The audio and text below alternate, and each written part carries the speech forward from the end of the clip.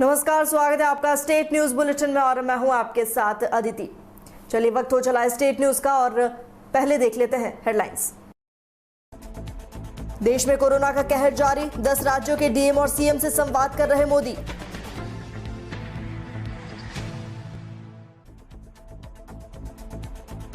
नए चक्रवात यास का खतरा, 27 मई तक ओडिशा तट से टकराने का अनुमान। बार्ज P305 पर मौजूद लोगों में से 37 के शव बरामद, 39 अभी भी लापता। और अब खबरें विस्तार से।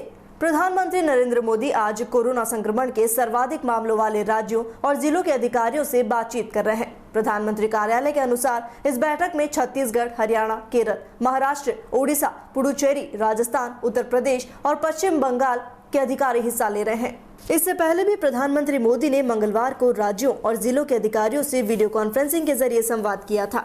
अपने संबोधन में प्रधानमंत्री ने कहा था कि कोविड-19 महामारी की दूसरी लहर में ग्रामीण और दुर्गम क्षेत्रों पर ध्यान देना होगा। उन्होंने कहा, जब जिला कोरोना को हराएगा तभी देश कोरोना से जंग जीतेगा।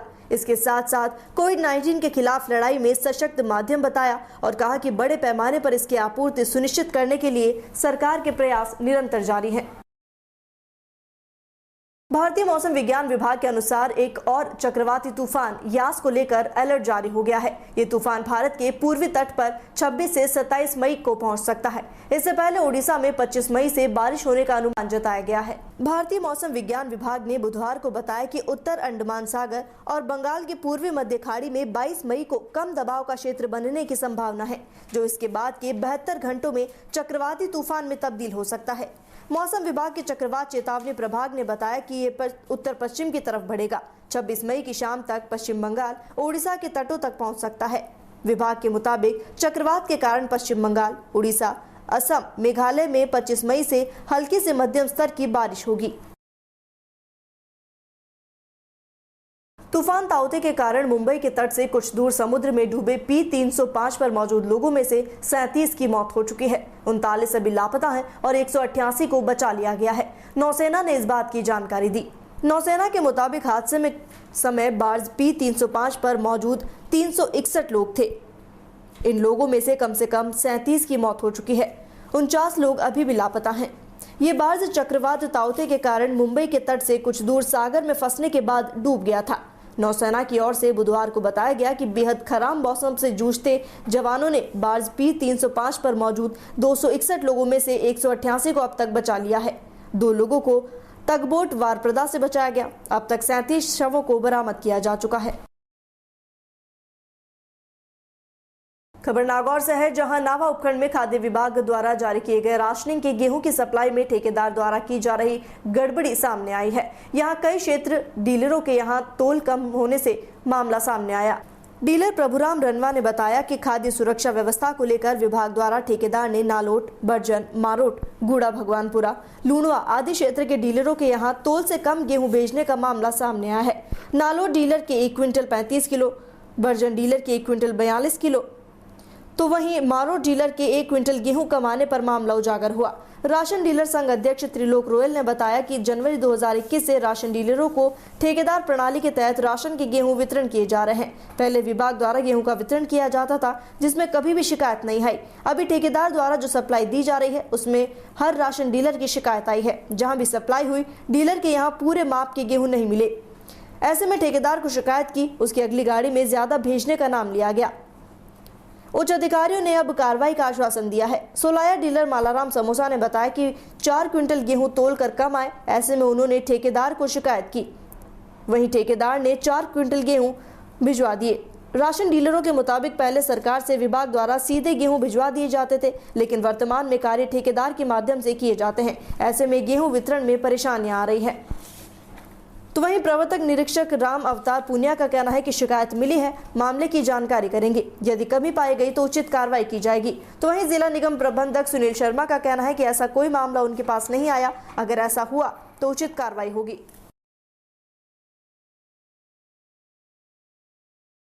डीलर सहायक नटवरलाल खींची भगवानपुरा से बोल रहा हूँ। मेरे कल रात को गेहूँ की गाड़ी आई थी, उसमें नंग थे 366 और बेल्टे में वजन था 185-500 और एक्चुअल में मेरे को गाड़ी से माल प्राप्त हुआ 180-500, 4 कुंटल 46 किलो माल कम प्राप्त हुआ है। अब जो मौजूदा स्थिति में जिस कांटे पे कट्टा रखा हूँ, ये 45-240 इसका वजन है।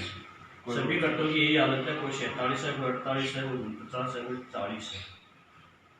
जालौर जिले के सियाना राजकीय सामुदायिक स्वास्थ्य केंद्र में ऑक्सीजन के सिलेंडर तो हैं, लेकिन उनके ऊपर लगने वाला रेगुलेटर नहीं होने से ये अब नाकारा साबित हो रहे हैं। प्रतिदिन 200 के करीब ओपीडी के स्थान पर महज 20 या 30 ओपीडी ही हो रही है। कई रिक्त पद होने से भारी परेशानियों का सामना करना पड़ रहा है। 10 डॉक्टरों की जगह सिर्फ 3 डॉक्टर के भरोसे है सीएचसी। गांव में कई लोगों का कोरोना का पहला टीका लगवाने के लिए अस्पताल में जाते हैं तो वहां टीका ही नहीं होने से लोग परेशान हो जाते हैं। क्षेत्र के सिवना पीएचसी में एक भी डॉक्टर नहीं है। ऐसे में ये अस्पताल नर्सिंग कर्मियों के भरोसे चल रहा है और वहां इलाज के नाम पर काफी खामियां नजर आई। जिले के सामुदायिक अस्पतालों में न कोई डॉक्टर है न नर्सेज। निजी क्लिनिकों और नीम हकीमों का ग्रामीण सहारा ले रहे हैं। ऐसे में कोरोना की दूसरी लहर ने जब गांव को पूरी तरह अपनी चपेट में लिया है, लिहाजा कई गांव के द्वारा की जाने वाली हकीकत सामने आई है। गांव में टेस्टिंग और ट्रीटमेंट को लेकर ग्रामीणों में जागरूकता नहीं है। वैक्सीनेशन के प्रति ग्रामीणों ने बताया कि कई स्वास्थ्य केंद्र और वैक्सीनेशन सेंटरों पर बार बार चक्कर लगाने के बाद भी बेरंग लौटना पड़ता है। ऐसे में आधी अधूरी दवाइयां मिलने से भी मरीजों को परेशानी हो रही है।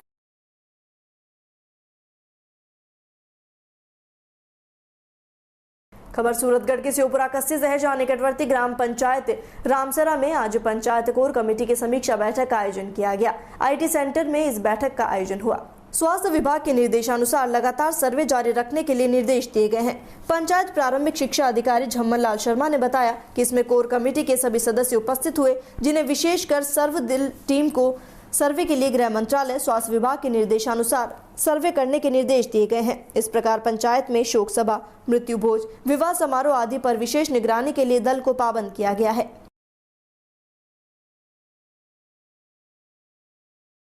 खबर चित्तौड़गढ़ से है, जहां गंगरार मुख्यालय पर बस्ती के बीच स्थित सामुदायिक स्वास्थ्य केंद्र में बने कोविड सेंटर से सामान्य कचरा निकला है, जिसमें खास तौर से मरीजों के भोजन की जूठी थालियां और खाली नारियल हैं। अस्पताल परिसर में गंदगी, बदबू और संक्रमण का खतरा बढ़ गया है। कई दिनों से ये कचरा अस्पताल परिसर में खुले में फेंक दिया गया।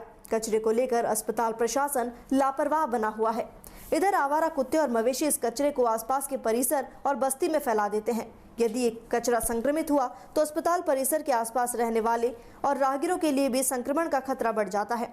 अस्पताल में कोविड और वैक्सीनेशन सेंटर समांतर संचालित होते हैं। कोविड सेंटर से निकलने वाला कचरा, जिसमें कोरोना पॉजिटिव और संदिग्ध मरीजों के भोजन में उपयोग होने वाली प्लास्टिक की थैलियां, पानी की बोतलें, नाश्ते के डिब्बे और खाली नारियल होते हैं। अस्पताल प्रशासन द्वारा कचरा नहीं उठाया जा रहा। नतीजा, सैकड़ों की संख्या में जूठी थालियां और अन्य कचरा संक्रमित हो रहा है और आसपास के लोग भी अब मुश्किल में है। प्रत्यक्षदर्शियों का कहना है कि कोरोना पॉजिटिव मरीज सेंटर छोड़कर अस्पताल परिसर में घूमते रहते हैं, जिससे अन्य व्यक्तियों को संक्रमण का खतरा है। खबर टोंक से है, जहां जिले में ग्राम पंचायत बरौनी में अधिकारियों की बड़ी लापरवाही सामने आई है, जिसमें एक गरीब गाड़िया लुहार रामफुल लुहार को 6 महीने पूर्व ही मृत घोषित कर दिया गया। इतना ही नहीं, लापरवाह अधिकारियों ने बिना जांच पड़ताल किए उसकी पेंशन भी बंद कर दी। ऐसे में कोरोना महामारी के चलते अब रामफुल लुहार बेरोजगार हो गए हैं। साथ ही उनके गुजर बसर का एकमात्र सहारा पेंशन बंद होने से उनके समक्ष 2 वक्त की रोटी का जुगाड़ करना मुश्किल हो गया है। वे आसपास के गांव से मांग कर अपना और परिवार का पेट भर रहे हैं। मामले का खुलासा उस वक्त हुआ जब पीड़ित बैंक में पेंशन लेने गया और बैंक वालों ने मना कर दिया। इसके बाद उसने ई मित्र पर पहुंचकर पेंशन की स्थिति को देखी तो उसके होश उड़ गए। ई मित्र वाले ने कहा कि उसे कई महीनों पहले ही मृत घोषित कर दिया गया। ऐसे में अपने आप को जिंदा साबित करने के लिए अब पीड़ित विभागों की दर की ठोकरें खा रहा है, लेकिन प्रशासन एक नहीं सुन रहा। पीड़ित अपने परिवार के साथ बरौनी रहता है। पीड़ित ने बताया कि मामले को लेकर ग्राम पंचायत प्रशासन से संपर्क किया और आधार कार्ड ले जाकर उन्हें बताया कि वे जिंदा हैं, लेकिन लापरवाह अधिकारियों ने कोरोना काल का हवाला देकर वापस भेज दिया। नाम बताएं अपना। हाँ, रामफूल। बाप का नाम नारायण। एक सामने देखो आप। हाँ, सामने देखकर बोलो। हाँ, बाप का नाम बताएं अपना। बाप का नाम नारायण, रामफूल। कि हाँ। 5 महीना आ गया हाँ रामफूल जी, आपके साथ काहे घटना चे क्यों नाराजगी चा आपने प्रशासन के प्रति काहे कला? तो कहाँ 5 महीना आ गया, पेंशन बंद होगी, जाता हूँ पंचायत में भगा देता है, सुनाई नहीं करता, ना ही सरपंच करता, ना ही सेक्रेटरी, ना ही सेक्रेटरी, कचू सुनाई नहीं करता है साहब। गरीब काहे समस्या चाहते? वो मरबा ही कह दिया कि मर गया है रामपुर, मैं जिंदा ही हूँ, मेरी पेंशन बंद होगी साहब, 5 महीना हो गया, पंचायत में जाऊँ तो मेरी सुनाई नहीं करता है, कब भगदा कोरंदा है बार ऐसा कहता है। काहे कब चाहो आप सरकार? अब पेंशन बननी चाहिए साहब।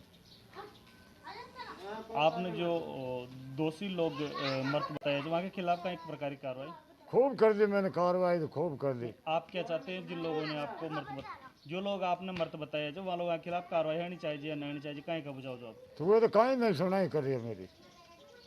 खबर भरतपुर के बयाना से है, जहां पुलिस थाना गड़ी बाजना के गांव थाना डांग में जमीनी विवाद को लेकर दो पक्ष आमने सामने हो गए। इन दोनों पक्षों में खूनी संघर्ष हुआ, जिसमें 4 महिलाओं सहित 1 दर्जन से ज्यादा लोग गंभीर रूप से घायल हैं। घायलों को पुलिस थाना गड़ी बाजना ने बयाना राजकीय चिकित्सालय में भर्ती कराया है, जहां उनका उपचार चल रहा है। इस संबंध में पुलिस थाना गड़ी बाजना में मामला दर्ज कराए जाने के बाद मामले की जाँच शुरू कर दी गई। सुरक्षा व्यवस्था की दृष्टि से गाँव में पुलिस बल तैनात कर दिया गया। गड़ी बाजना पुलिस थाना अधिकारी रामचंद्र मीणा ने बताया कि थाना डांग निवासी समंदर गुर्जर का जमीन को लेकर वेद प्रकाश गुर्जर से विवाद हुआ, जिसमें दोनों पक्षों की ओर से चले लाठी बाटा जंग में दर्जन से ज्यादा लोग घायल हो गए। उन्हें अस्पताल में भर्ती किया गया। पुलिस ने मामला दर्ज कर कार्रवाई शुरू कर दी है।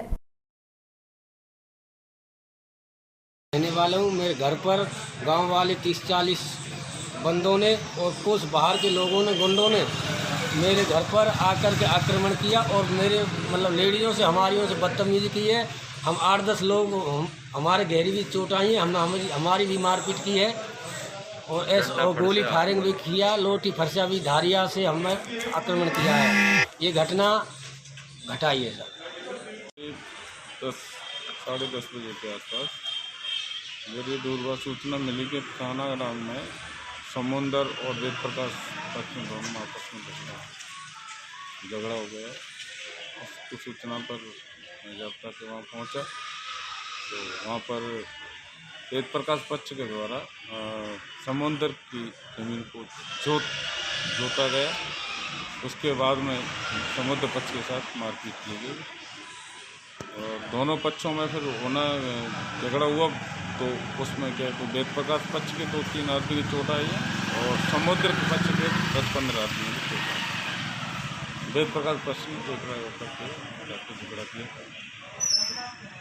खबर राजधानी जयपुर के पावटा से है, जहां विराटनगर में 10 मई 2021 की रात को करीब 10:30 बजे ढाणी गोनांडी वार्ड नंबर 15 विराटनगर में तेजपाल गुर्जर की बदमाशों ने सिर में गोली मारकर हत्या कर दी थी। उसके बाद बदमाशों ने स्वामियों की ढाणी कुहाड़ा में राजेंद्र पुत्र जगदीश गुर्जर के घर जाकर फायरिंग की थी और फरार हो गए थे। घटना में अब पुलिस ने आरोपियों को गिरफ्तार कर लिया है। जिला पुलिस अधीक्षक शंकर दत्त शर्मा ने जानकारी देते हुए बताया कि पुलिस थाना विराटनगर में 10 मई 2021 की रात को करीब 10:45 पर ढाणी गोनाडी वार्ड नंबर 15 विराटनगर में तेजपाल गुर्जर की बदमाशों ने सिर में गोली मारकर हत्या कर दी थी। आरोपियों की शीघ्र गिरफ्तारी हेतु अलग अलग टीमों का पुलिस ने गठन किया। टीम द्वारा अपने अथक प्रयास से हत्या के 3 अभियुक्तों को गिरफ्तार किया गया और अनुसंधान जारी है। थाना प्रभारी राम अवतार मीणा ने जानकारी देकर बताया कि वार्ड नंबर 16 विराटनगर में तेजपाल गुर्जर अपनी पत्नी सुमन गुर्जर के साथ मकान की छत पर सो रहा था। रात करीब 10:30 के बाद मोटरसाइकिल और थार जीप में 3 आरोपी आए, जिनमें विकास पुत्र रोहिताश गुर्जर निवासी पापड़ा, कालू बिलाली, सोनू बालास, जीतू सिंह पाछुलाला, मनोज महाराज पाछुडाला, शाहरुख खान प्रागपुरा, मनोज पांडु प्रागपुरा, इनके साथ कई अन्य लोग मकान के गेट के पास खिड़की के अंदर घुसकर छत पर सो रहे तेजपाल गुर्जर पर अंधाधुंध फायरिंग की और सर में गोली मारकर हत्या कर दी। 15 PM के लगभग तेजपाल गुर्जर गोनाडियों की ढाणी वार्ड नंबर 15 विराटनगर की देर रात गोली मारकर हत्या कर दी। मृतक के पिता जयमल गुर्जर ने उक्त घटना को लेकर हत्या का प्रकरण पुलिस थाना विराटनगर में दर्ज कराया और उक्त घटना के बाद आरोपी घटनास्थल से फरार हो गए। श्रीमान पुलिस अधीक्षक जिला जयपुर ग्रामीण श्री शंकर दत्त शर्मा के निर्देशन में एक आरोपियों की तलाश हेतु एक स्पेशल टीम का गठन किया गया, जिसमें अतिरिक्त पुलिस अधीक्षक कोटपुतली श्रीमान रामकुमार कसवा साहब, श्रीमान सीओ व्रत कार्यालय शाहपुरा श्री सुरेंद्र जी कृष्णिया साहब, SHO शाहपुरा श्री विजेंद्र सिंह जी एवं पुलिस थाना विराटनगर, शाहपुरा, कोटपुतली, प्रागपुरा के अन्य कर्मचारी सम्मिलित थे। उक्त मुकदमे के संबंध में दिनांक 19/5/2021 को 3 आरोपियों को इस उक्त टीम के द्वारा गिरफ्तार किया गया है, जिसमें पांचुडाला निवासी राधेश्याम उर्फ फतेहचंद राजपूत, दूसरा मनोज शर्मा उर्फ मनोज महाराज निवासी पांचुडाला, तीसरा विकास गुजर पुत्र रोहितास गुजर निवासी पापड़ा विराटनगर को गिरफ्तार किया गया है। शेष आरोपियों को शीघ्र गिरफ्तार किया जाएगा एवं मुकदमे के संबंध में अभी अनुसंधान जारी है। खबर रायसिंह नगर से है, जहां लॉकडाउन के दौरान शराब तस्करों द्वारा पिकअप गाड़ी से शराब तस्करी का मामला सामने आया है। पुलिस ने मामले में गुरुवार सुबह कार्रवाई करते हुए अवैध शराब से भरी पिकअप गाड़ी को जब्त किया। रायसिंह नगर पुलिस ने अनूपगढ़ मार्ग पर गांव ठाकरी के पास कार्रवाई करते हुए अवैध देशी शराब की पिकअप गाड़ी जब्त की। पुलिस ने गाड़ी में 188 देशी शराब की पेटी बरामद की। कार्रवाई में आरोपी मौके से फरार हो गया। थाना प्रभारी पुष्पेंद्र सिंह ने बताया कि मुखबिर की सूचना पर इस कार्रवाई को अंजाम दिया गया। पिकअप गाड़ी में राजस्थान में निर्मित 188 देसी शराब की पेटी बरामद की गई। कार्रवाई के दौरान आरोपी अंधेरे का फायदा उठाकर मौके से भाग गया। फिलहाल पुलिस ने गाड़ी को जब्त किया है और अज्ञात के खिलाफ मामला दर्ज किया।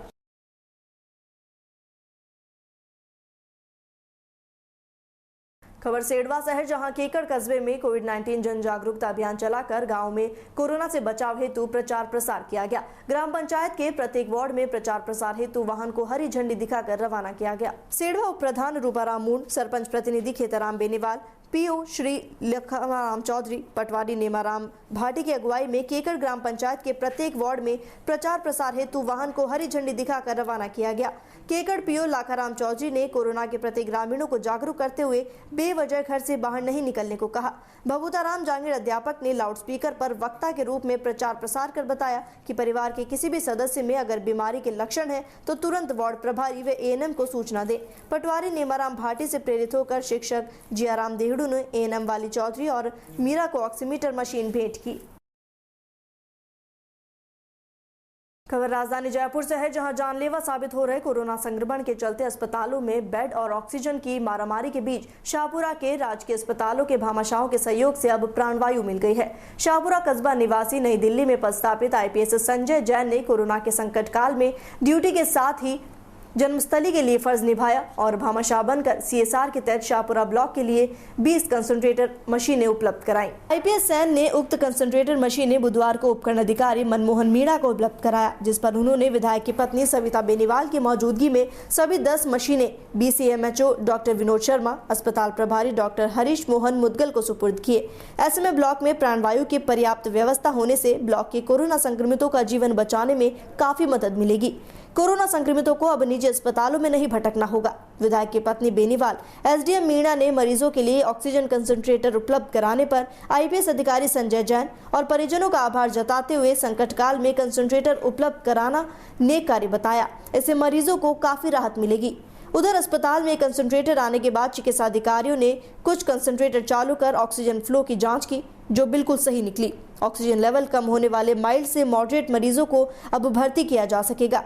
BCMHO डॉक्टर शर्मा और चिकित्सालय प्रभारी डॉक्टर मुदगल ने कहा कि ऑक्सीजन कंसंट्रेटर उपलब्ध होने से कोरोना संक्रमित व्यक्ति को अब ऑक्सीजन सिलेंडर के बगैर ही सीधे मशीन से ऑक्सीजन दी जा सकेगी। BCMHO ने बताया कि इसमें 3 oxygen concentrator Manoharpura CHC, 2 concentrator Amarsar CHC में भिजवा दिए गए हैं। BCMHO ने बताया कि IPS संजय सैन की ओर से भेंट किए गए सभी कंसंट्रेटर 10 लीटर प्रति मिनट ऑक्सीजन क्षमता के हैं। ये ड्यूअल सिस्टम होने से 2 बेड के बीच एक पर्याप्त होगा। इसके साथ ही एक साथ 2 मरीजों को ऑक्सीजन सप्लाई दी जा सकेगी। शाहपुरा निवासी नॉर्थ ईस्ट DCP दिल्ली में पदस्थापित IPS संजय सैन की ओर से उपलब्ध कराए गए कंसंट्रेटर विदेश से मंगाए गए हैं। उन्होंने कोरोना की पहली लहर में भी जरूरतमंदों के लिए राशन, सैनिटाइजर और मास्क उपलब्ध कराए थे। IPS के संजय सैन के बड़े भाई पवन सैन और बहन रितु सैन भी दिल्ली में IAS हैं। संजय जी सैन है, वरिष्ठ IPS अधिकारी हैं दिल्ली में, जो शाहपुरा निवासी है। उनकी फैमिली की तरफ से ये 20 कंसंट्रेटर जो रसिया से मंगाए गए थे उन्होंने शाहपुरा के लिए ब्लॉक के लिए दिए हैं और इसके लिए सविता जी बेनीवाल और विधायक महोदय और शाहपुरा की पूरी जनता की तरफ से और मेरी तरफ से उनको बहुत बहुत धन्यवाद और वो आगे ऐसे ही मदद करते रहे हमारी सबकी। और इसी के साथ ही फिलहाल स्टेट न्यूज बुलेटिन में इतना ही। देश और दुनिया की तमाम खबरों के लिए बने रहिए डीपीके न्यूज के साथ। नमस्कार।